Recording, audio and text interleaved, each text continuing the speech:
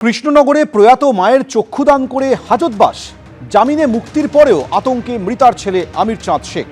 পুলিশের ভূমিকায় ক্ষোভ প্রকাশ করেছেন মৃতার ছেলে। কৃষ্ণনগর কোতোয়ালি থানার আইসি সাসপেনশন চান তিনি। মায়ের চক্ষুদানের অঙ্গীকারপত্র থাকা সত্ত্বেও গ্রেফতার করা হয়, অথচ যারা বাড়ি ভাঙচুর করলো তারা এখনও অধরা, এখনও হুমকি আসছে। অভিযুক্তরা প্রকাশ্যে ঘুরে বেড়াচ্ছে। জামিনে মুক্তির পরেও আতঙ্কে রয়েছেন মৃতার ছেলে। সাসপেনশন চান? হ্যাঁ, আইনি পদক্ষেপে মানে তো সাসপেনশন। তার আইনি পদক্ষেপে সাসপেনশন কিন্তু তার হচ্ছে আইনি যে পদ্ধতি, যে একজন সরকারি কাজ করছে। আমি দেখেন, এটা হচ্ছে আমি যে কাজটা করেছি বা আমার কাছে এই যে নথিটা রয়েছে, এটা হচ্ছে কলকাতা মেডিকেল কলেজ আমাকে কর্নিয়া কালেক্টের সার্টিফিকেট দিয়েছে। আমি এখানে ট্রেনিং হয়েছে, আমি কালেক্ট করতে পারি।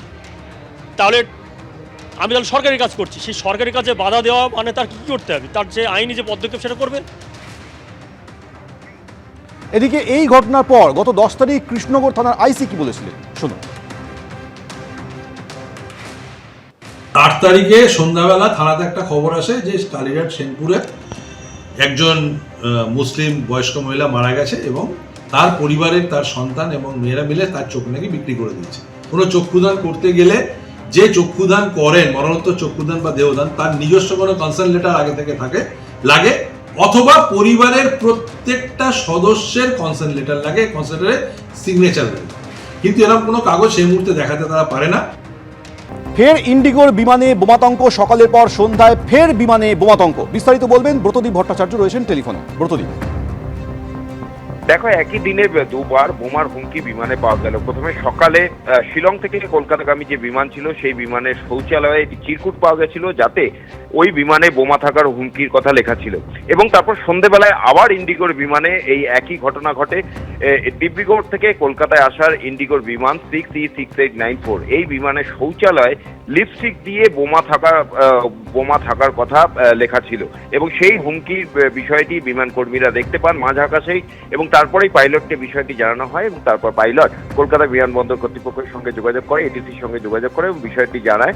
এবং সঙ্গে সঙ্গেই এমার্জেন্সি ডিক্লেয়ার করা হয়। বিমানটি 7:37 সন্ধ্যা 7:37-এ কলকাতা বিমানবন্দরের নামে, এবং তারপর গোটা বিমানটি খালি করে সেখানে তল্লাশি চালানো হয়। যদিও বিমানে বোমা বা সেই ধরনের সন্দেহজনক কিছু পাওয়া যায়নি, তবে বিষয়টি অত্যন্ত গুরুত্বের সঙ্গে দেখছে কলকাতা বিমানবন্দর কর্তৃপক্ষ, যেহেতু একই দিনে দুটি এই ধরনের বোমাতঙ্কের ঘটনা ঘটলো। সোমেন, ধন্যবাদ।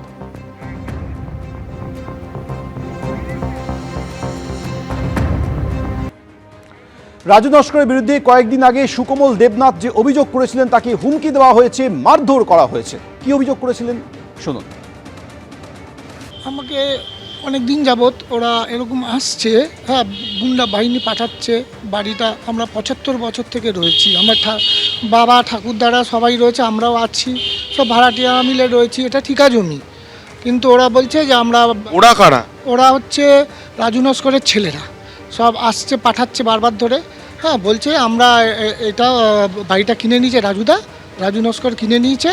তারপরে দেখছি 4 তারিখে হঠাৎ করে এসে, হ্যাঁ, প্রায় 50-60 জনের মতো এসছে। উনি এসছেন, রাজু নস্কর এসছেন, এসে বলছে রাত্রিবেলা, বলছে এখানে প্রমোটিং করবো, আমরা বাড়ি মাপবো, কালকে আসবো, বাড়ি মাপবো। আমি তখন চুপ করেছিলাম, কিছু বলিনি। পরের দিন যখন সকালবেলায়, হ্যাঁ, প্রায় 10টা-11টার সময় ওরা দলবল নিয়ে এসছে, আর সব মেশিন নিয়ে এসছে যে মাপার জন্য, যা মেশিন মাপার জন্য। আমি বলেছি আমি তো ঘর মাপতে দেবো না, আপনারা যে বাড়িওয়ালা হয়েছেন তার কাগজপত্র দেখান, আমি উকিলকে দেখাবো। বলছে বেলেঘাটার কোর্ট, বেলেঘাটার থানা, আমরা থানাকে 1.5 কোটি টাকা দিই বছরে। অলোক দাসকে, যে আমাদের কাউন্সিলর আছে, তার বাবাকে আমরা 2 কোটি টাকা দিই। মমতা ব্যানার্জির ঘরে টাকা যায়, হ্যাঁ, সুদীপ বন্দ্যোপাধ্যায়ের ঘরে টাকা যায়, তারপরে কুণাল ঘোষের ঘরে টাকা যায়, ববি হাকিমের ঘরে টাকা যায়। আমাদেরকে এরকম ধরনের কথা বলছে, আমরা তো কিছু বুঝতে পারছি না যে এটা কী ধরনের কথা বলছে।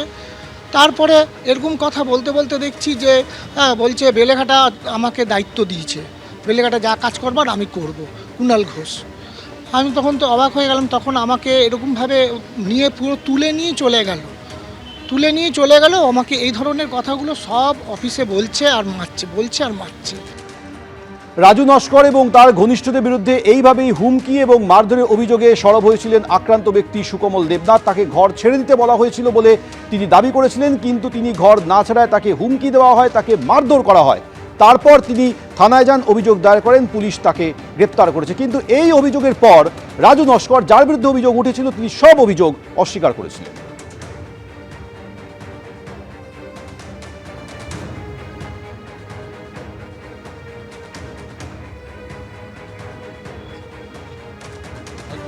ও কোনো হয়তো মিডিয়া ছবি মবি দেখে, খবর দেখে হয়তো আমার নামটা উনি বললো কেন, হয়তো মিডিয়া ফুটেজ পাওয়ার জন্য আমার নাম বলছে, আমি জানি না।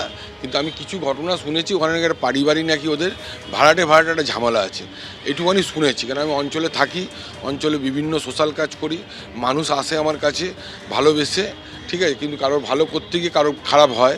কিন্তু আমি এই ছেলেটার নাম বলছি যে আমি তাকে চিনিই না। কিন্তু রাজু নস্করের বিরুদ্ধে এটাই প্রথম অভিযোগ নয়, এর আগেও গ্রেপ্তার হয়েছিলেন তৃণমূল নেতা রাজু নস্কর। বছর তিনেক আগে 2023-এ 30শে এপ্রিল তৃণমূলের গোষ্ঠী কোন্দলে বেলেঘাটায় তাণ্ডব হয়। সেই তাণ্ডবের ঘটনায় নাম জড়িয়েছিল এই তৃণমূল নেতা রাজু নস্করের বিরুদ্ধে। এক সপ্তাহ পর ওড়িশার গোপালপুর থেকে পুলিশ তাকে গ্রেপ্তার করেছিল। আর এবার ফের ভোটের মুখে বিতর্কে রাজু নস্কর, তাকে পুলিশ গ্রেপ্তার করেছে। রাজু নস্কর হচ্ছে বেলেঘাটার অন্যতম বড় ল্যান্ডমার্ক, যাদের 20 বছর আগে খাবার যুক্ত না, তাদের এখন কয়েকশো কোটি টাকার সম্পত্তি। এদের একটাই কাজ, সেটা হচ্ছে মানুষকে ভয় দেখিয়ে তার বাড়ি দখল করে, উচ্ছেদ করে, নামমাত্র পয়সা দিয়ে বাড়ি নিজের নামে করে এরা কোটি কোটি টাকার সম্পত্তি করেছে। নির্বাচনের আগে এটা একটা আইওয়াস যে রাজু নামক এই জেন্টলম্যানেরা না থাকলে বেলেঘাটায় তৃণমূল থাকবে না। এরকম 4-5টা রাজু আছে।